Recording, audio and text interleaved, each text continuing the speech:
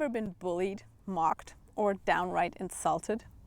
Well, I have, and today I'm going to give you my recipe to not only quote-unquote ignore the haters, but to actually leverage their hate and turn it into something good. And I'm not talking about clapping back or proving them wrong or turning pain into some, I don't know, like heroic comeback story. I'm talking about something much, much deeper and actually way more powerful. So today's episode is about, let's call it resistance training for your nervous system. So if you're looking to improve at something, maybe mountain biking, maybe something entirely else, and if you've ever been laughed at, talked down to, or straight up attacked for trying, then this episode is for you.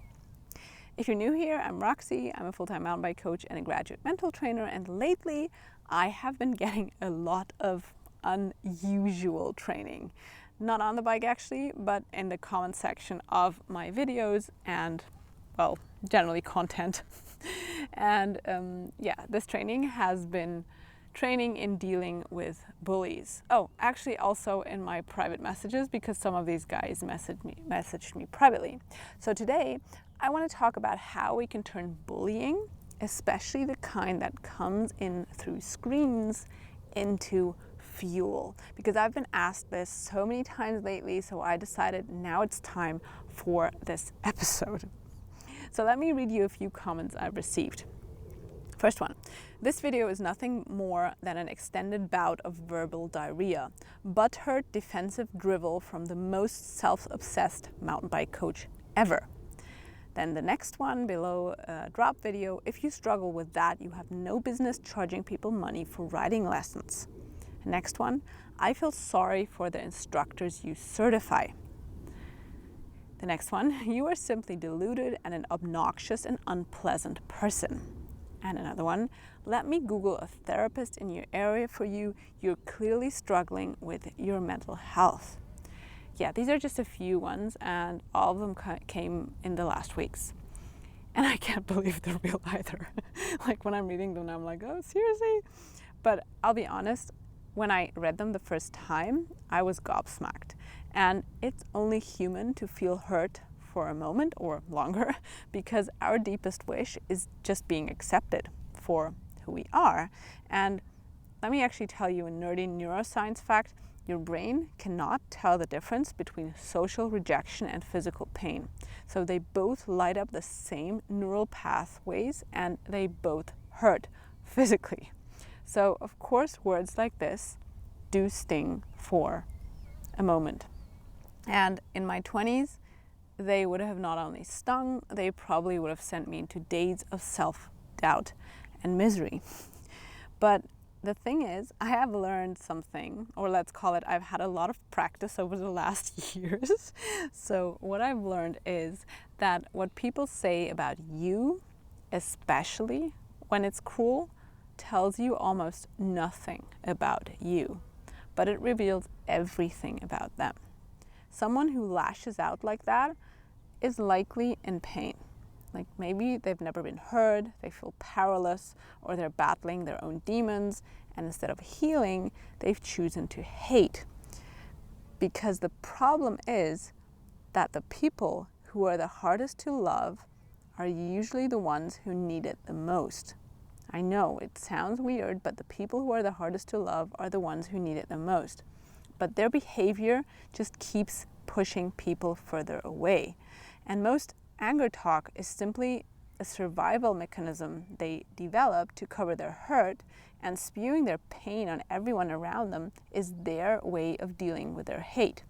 And pointing out people's faults or humiliating them usually gives them a sense of false power and control. That's the psychology of bullying that I found in a lot of literature. So as a coach and a psychological counselor, I've seen it again and again. It is always easier to lash out than to look inward. It often takes zero effort to criticize, like especially if you have a lot of anger in you. And honestly, I know how that feels because I used to be a super angry person myself. And on the other hand, it takes so much courage to self-reflect. It takes no skill to judge, but it takes empathy to try to understand. So people who bully, both online and in person, they're usually projecting their own fears, their own frustration and insecurities. And social media, it just makes it easier for them, which makes it worse for all the others, because there's no eye contact, no context, no consequences usually, and just a screen, and most of them have a shadow account. But here's the truth that I want you to remember. You are not responsible for someone else's hate. You are just as little to blame as someone who's attacked in a random act of violence. Like the victim in a school shooting. It's not to blame, right? Because hurt people hurt people. And that doesn't mean that their pain is your fault. And it really doesn't mean that you need to hurt with them. So here's something crucial. Physical bullying always hurts, right? If someone punches you, it hurts. That pain is kind of forced on you. But verbal bullying, it's different, because to be honest, here we have a choice. Words do not have to cut. They do not have to feel like bullets or a punch. They can, but only if we let them in without filtering them first. And once we realize that, we can take back our power, because we stop letting someone else's pain define our worth or define our pain. We stop letting strangers, especially strangers on the internet, decide how we feel about ourselves. And last year, for example, I was coaching in a bike park, and young dudes roll their eyes, they stop next to us, they roll their eyes, they point at us and tell their friends, yeah, these are exactly the kind of riders no one needs. They have all the gear and no idea. That comment, yeah, it was rude, but it didn't say anything about us. So, what do we do when someone spews this kind of venom or hate, especially when it's online? So here's what I do now. I have a 5-step protocol that I'm going to share. Number 1 is do not react immediately. Silence really is power. When we react, we train our brain to seek exactly that feedback loop, and we react from emotions. Instead, you need to pause. What really helps me is breathe in to the count of 6 and breathe out to the count of 6, and do that for at least 5 rounds. And then I observe myself. Doing this really brings back my power from the amygdala response, so from that emotional response back to the logic brain. And observing myself then helps me get to point 2 or step 2. I ask myself, what is this triggering in me? Because sometimes we get hurt not because the words are actually true, but because they poke an old wound. And actually that's gold, because it's a signpost to healing. It's looking at that wound, giving ourselves the care and self-empathy that can be life-changing. And actually these people did us a favor to make us aware of it. So that's when I, for example, look at it and say, okay, what is this triggering in me? Is this an old wound that I have not looked at yet? How can I look at it? How can I give myself the self-empathy that I didn't have back then when this wound was caused? Number 3 is then reframe it as a mental training session. As I said right at the beginning, I said I've had a lot of practice. Each and every one of these comments is practice. It's a mental fitness session that I say, okay, next time I'm going to react even less. I'm not going to need 5 breaths, I'm just going to need 1 breath. And I train myself to, it's like one more rep for my resilience muscle. It's one more chance to not let someone rent space in my mind. It's one more chance to think about the comment and see if there's something to learn. And if not, then simply push that thought away and replace it by something that does me and the world good.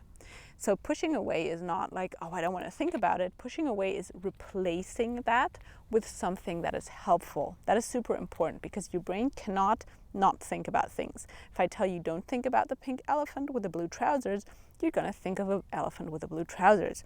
Kind of funny, right? So All my point is that you cannot not think about things, so you need to start thinking about something else than the thing that you're not trying to think about. Step 4 is a reminder. I actually have a little post-it note to myself reminding me of this, because sometimes I forget about step 4. That is, attention is your most valuable currency. It's not time, it's how you spend that time. So what you focus on. If someone takes the time to write an essay about how much they dislike you, that's actually a gift. I mean, they just gifted you the most valuable thing they have, their attention. You must be doing something right. You're more valuable to that person than their inner peace. Wow, right? And that's why you can feel grateful that you are important, and then redirect your most valuable currency, your attention, in a direction that helps you and the world. And then step 5, move away.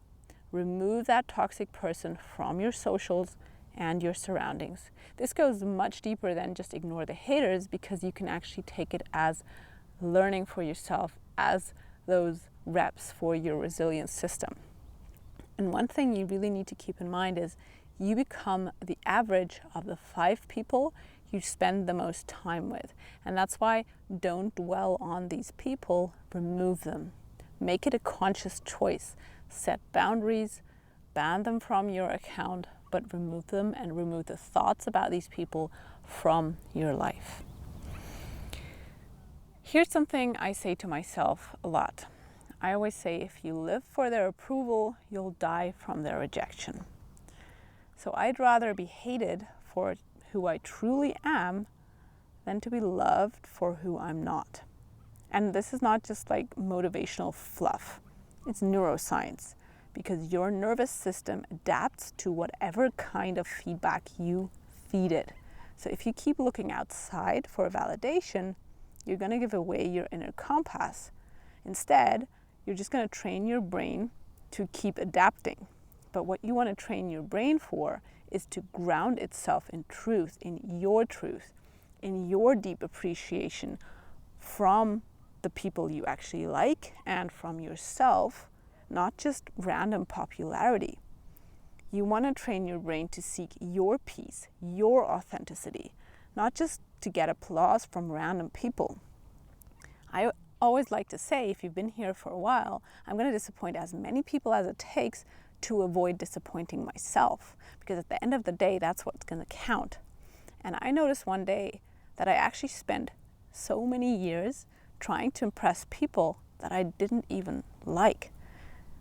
And that was a big one.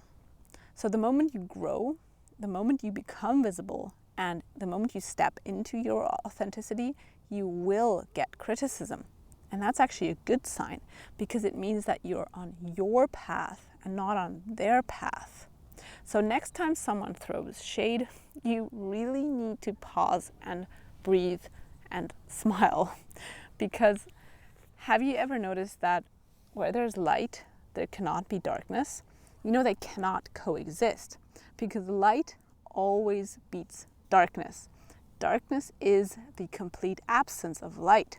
And that's why it will always beat darkness as soon as there is light. So don't feed the trolls, but let them train you. Don't take it personally. Take it, like, can you say that powerfully? Take it powerfully. And most of all, don't let anyone who hasn't walked your path tell you where you should be. Because if you're still listening, if you're still trying, if you're still growing, if you're still writing, then hey, you're ahead of anyone who's stuck in hate, in envy, and in anger. Yeah, if this spoke to you, then do share it, because I think we can make a difference in the world, and someone out there might need exact this message today. I hope you liked this little longer but heartfelt message. If you did, then rate this podcast on wherever you're listening, share it with a friend, as I said, and leave me a comment. Goodbye.